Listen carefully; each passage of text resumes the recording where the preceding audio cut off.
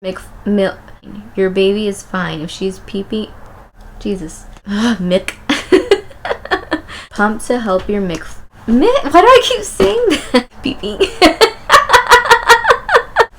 Hello guys, welcome back to my channel. Fuck. Hello everyone, welcome back to my channel. If you've never been here before, my name is Veronika Hernandez and I am a new mom to Elsie. Today I want to make a video about 10 things they do not tell you in the hospital about breastfeeding. There's a lot of things that they do not tell you about breastfeeding that you should know once you get home.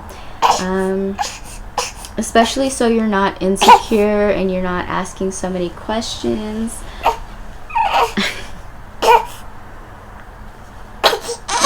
What's wrong? I think she's tired. There's a lot of things they don't tell you about breastfeeding, and then once you get home you're left with so many questions and you just don't know what to do. So hopefully in this video I can cover some questions you have been having lately. I'm really just speaking from my own experience, the things that I have been through that I did not know about, so you may know some things already that I'm going to talk about. Let's jump right in. So number 1, it's going to hurt. Breastfeeding hurts. Cluster feeding, your baby usually cluster feeds the second day of life. That means they eat back to back to back. And when that happens, it causes cracked nipple. Now cracked nipple is scabs right in the middle of your nipple. Some people who I've spoken to experience bleeding. I cried. Other people I know have cried, especially because you're going to need help latching. You're going to have to squeeze, hand express. I wish I knew how bad it was going to hurt. Another thing is your baby's weight might drop. I know with us, they said that Elsie could not leave the hospital if her weight dropped but more than 10%. Luckily, that did not happen. Their weight is going to drop and it's normal. There's really nothing to worry about unless they're not giving you wet diapers. Then maybe I would worry, but you'll be fine. Number 2, the first month is hell. Any mom that I have spoke to that nurses their baby, it's hell. It sucks. Besides the hurting, besides the bleeding, besides all of that, you start to wonder if your baby's done. You start to wonder if you're making enough. I know I kept going back to the lactation consultant, and they had to have me feed the baby, take her off and weigh her. You're gonna want to keep taking her back to do that. I only did it once, but you're gonna wonder, you're kind of gonna be insecure. Don't be. Your body knows how much your baby is supposed to be eating. So in the beginning, you're gonna make a little bit of milk, and that's okay because that's all your baby needs. You know, they have tiny stomachs. They don't need all kinds of milk. So do not be insecure. Be content. 15 minutes on one side, then burp, 15 minutes on one side, then burp. Once they burp, usually they're okay. The first month is gonna suck. You're gonna have so many questions. You're gonna think you're not doing it right. You're gonna think all kinds of things, and it's completely normal. Number 3 is milk supply and storing milk. They told me a little bit about storing milk. I know everyone has their own preference. Some people say an hour after you thaw out the milk. In my case, they told me that, and I realized that my milk lasted a little bit longer than that. Everyone is different when it comes to storing milk, especially the temperatures that you're storing it in. There's this rule where they say it's like 5 hours on the counter, 5 days in the fridge, and in the freezer it should be 5 weeks. Depends on the temperature. If it's in 0 degrees, it can last up to 6 months. Some people's milk 12 months. Just gonna have to kind of go through it. You're gonna have to leave your milk out, and you're gonna have to see for yourself how long your milk can last. When I first left the hospital, I was given a Medela Symphony, which is usually the hospital grade pump that everyone leaves with. So I was given Medela bottles to connect to my pump. So I wasn't really prepared. I didn't have storage bags. I didn't really know too much. So after I would pump, I would just put the bottle in the fridge because it comes with storage tops. Eventually you will get storage bags. Now these are the Medela ones. I usually use Target Up and Up because they are the cheapest ones. I don't really believe in spending so much money on storage bags when they're going to be thrown away right after you give the milk to your baby. It's different if you have a leakage problem. Some people experience leakage problems with their storage bags. I have not so far, so I'm good with what I use. But during quarantine, my lovely mother sent these to me so that I would not leave the house. So thank you. These are actually pretty great, but these are what you would need to store your milk. So since I worried so much about milk supply, I did not know that I can eat lactation cookies. I thought that was for people who weren't really making milk, who wanted to induce lactation or things like that. I didn't know. The thing is, I already had an oversupply, but I still didn't think that she was getting enough. One thing you can do is eat lactation cookies. If you don't feel so great, eat them. There's nothing wrong with them. If you're feeling insecure, do what is best for you. They have teas, so you're not consuming so much sugar. There are so many different things that you can eat, herbs you can drink to get your milk supply up. Another thing would be a breast pump. Now, I told you I left with the Medela Symphony when I left the hospital, which was the hospital grade. This is the Medela Symphony. I love this pump. It Bluetooths to my phone. It can be cordless. It can be charged up. It's amazing. But this is the pump I use now, and so far it's been maintaining my milk supply, regulating it and everything. So I love it. It completely empties me out. I know I've ran through a couple pumps that were not emptying me out, and finally I found the one. But eventually you will find which one suits you best. Some people don't like it. Some people do like it. I happen to like it. Another thing would be water. When I was in the hospital, they were telling me drink a lot of water. I didn't believe it. I was like, I don't need water. Like, they're just saying that. No, your breast milk is made up of about 80 to 90% water. Plus, it passes through your milk to hydrate your baby. So please drink a lot of water. You will definitely see a difference in the ounces you are making.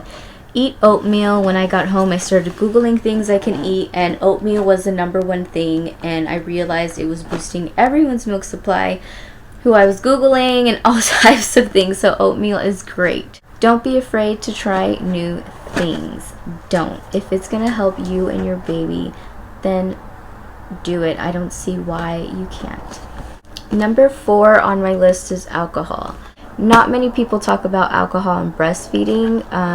I've seen people with different preferences, different advice that they give. My experience with alcohol would be that I went out and I drank on Valentine's Day, and so then I didn't feed my baby from the breast until I was not drunk anymore, and it was fine. She did fine. So whenever it leaves your system, whenever it leaves your body, you don't feel drunk anymore or anything, I would say it's fine to go ahead and breastfeed.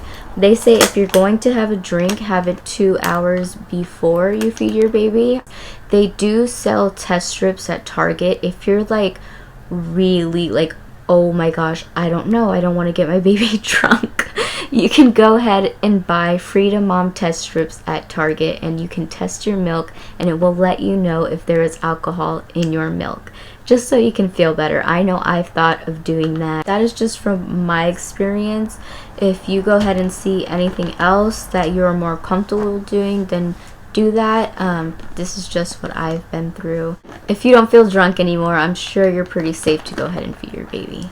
Number 5 is to let you know that it can take up to 2 weeks for your milk to come in. Now, when you first start nursing and your baby is first born, you'll get colostrum. It's kind of like a jelly thing. It could be yellow or clear. Your baby can live off of that. And sometimes it takes people 2 weeks for their milk to come in.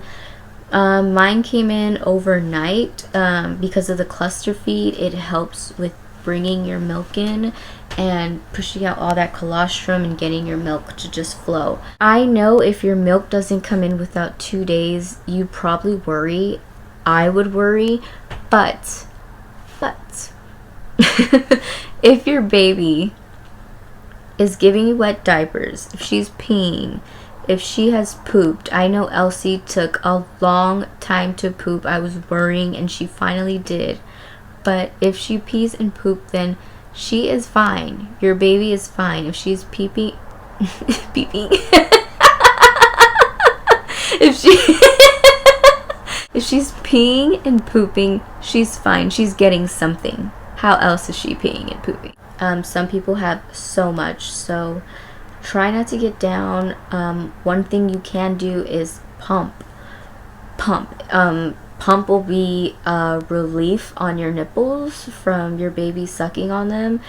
The pump will feel a lot better, and it'll help with your milk, and it will get all that colostrum and definitely bring in your milk supply faster. I would say to pump after your baby eats. That would be a really good time when you're first starting out. Since you don't have so much milk, even if nothing's coming out, keep pumping and stimulating your nipples, and eventually it will come. It'll be an extra help to get your milk to come out. Number 6 would be pumping. Like I just said, pump to help your milk flow and pump to help it come in. One thing that I did not know was that you could bring a pump to the hospital. I don't know if anyone knows this, but you can actually pump before your baby is born. It will help induce labor since oxytocin is released when you breastfeed. So after you have your baby and you're breastfeeding, it'll feel like another baby is coming. That's the oxytocin. So if you're going to go ahead and pump before your baby's born, that will help milk already be there when they are born. So don't be afraid to bring a pump to the hospital because of what the lactation consultant might think, or anything. Just don't let anyone tell you any different. If you feel more comfortable doing that, and if you feel like it'll help you, then do that. I wish I would have done that. I thought I would only have to get the pump after she was already born, and no, I wish I would have done that, and I may do that if I have another child. Number 7, it's normal for breastfed babies to poop only twice a week. Okay, I did not know this. It sounds scary, but it's true. It's completely normal. Now, when they're first born, they may give you regular poops and so many diapers a day. But as the time goes on, maybe after the first month, they're going to stop pooping so much. And you're going to be like, oh my gosh, is she getting any milk? Like, what's going on? Does she need more? This is normal. I took Elsie to the doctors and everyone else was concerned, but once I figured out that this is normal, a lot of moms were telling me it's normal. Unfortunately, it is scary, but you'll get used to it. Number 8, give a pacifier. Now, if you're having trouble with latching and stuff, I wouldn't say to give a pacifier, but if you're not, I know they say to wait a month, but I didn't really take that advice. I didn't, and it helped me a lot because Elsie would not stop screaming and crying, and I thought that maybe she's still hungry. No, I eventually gave her a pacifier, and she just wanted something to suck. Usually they'll give you feeding cues and they just want to suck on something. And I finally gave her the pacifier and she was fine. She was looking around, she was happy, just sitting there, and eventually went to sleep. Give a pacifier. Other than that, it does reduce the risk of SIDS. So if that'll make you feel better also, then go ahead and give a pacifier. Do not be scared. Do not take the advice of waiting a month. If you feel like your baby needs to be soothed, if your baby needs some peace to stop crying. I know Elsie's voice even got lost somewhere when she came home. So give a pacifier. Don't be afraid to do that. Number 9, sometimes your boyfriend will feel left out. Your boyfriend, husband, partner, whatever. sometimes they'll feel left out. I know the second day that Elsie was born, she kept screaming, and David's like, I don't think she likes me. He thought she did not like him, and I know a lot of people struggle with that throughout the month. It only happened to us in the beginning when she was born. Now she loves both of us. Actually, lately, I think she likes him a little more. But this does happen. This does happen to some people. And there are ways that your boyfriend, husband, partner can help. They can help place the baby on you. I know when we first start nursing, we use pillows. They can help place the baby on the pillow so you can nurse. I know David still does this for me. Still. Even though sometimes I can nurse without the pillows, when I do, he still helps place her. He still helps burp her and then puts her back on me. And then during playtime, they can interact with them, talk to them. I know sometimes it's awkward to talk to a baby, especially for men. I know us moms will talk to them like everything, but men, it can be awkward to talk to your baby. Just play with them, smile with them. Those things can really help them be involved. And diaper changing. Finally, number 10. This has happened to me so much. Yes, your milk never stops flowing. And you're going to feel like this is not true, but we use nipple shields. So I can see when her milk is flowing. I can see it in the shield transferring to her mouth. That made me feel a whole lot better. I didn't believe it when the lactation consultant told me. I'm like, no, there's nothing in here. What are you talking about? If you just drink water, it will go straight to your breasts and your flow will keep going. I know when I was making about 3 ounces in the beginning, it took about 10 to 15 minutes for the milk to come and like keep going and bring some more, and then another 10 minutes. So you just switch 15 minutes this side, 15 minutes that side. You know, give yourself time to keep replenishing. Now that I make a little bit more milk, a little bit more than double that, my milk comes every 5 minutes. If I'm already empty and it stops, it keeps flowing. So do not worry. Do not feel like your baby is not getting anything. It may take longer to nurse if you pump before you feed them, but that doesn't mean they're not going to get any milk. Your baby can take milk out of your breast better than your pump can. So remember that and just keep staying hydrated, and they will be fed. Do not worry about that. Alright guys, that's pretty much it. Those are 10 things that they do not tell you in the hospital about breastfeeding that I feel like all moms should know.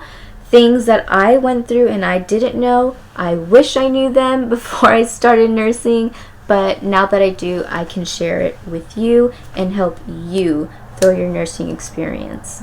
Hopefully it gets easier for you if it's a little hard, or if you plan on nursing. Good thing you're watching this video.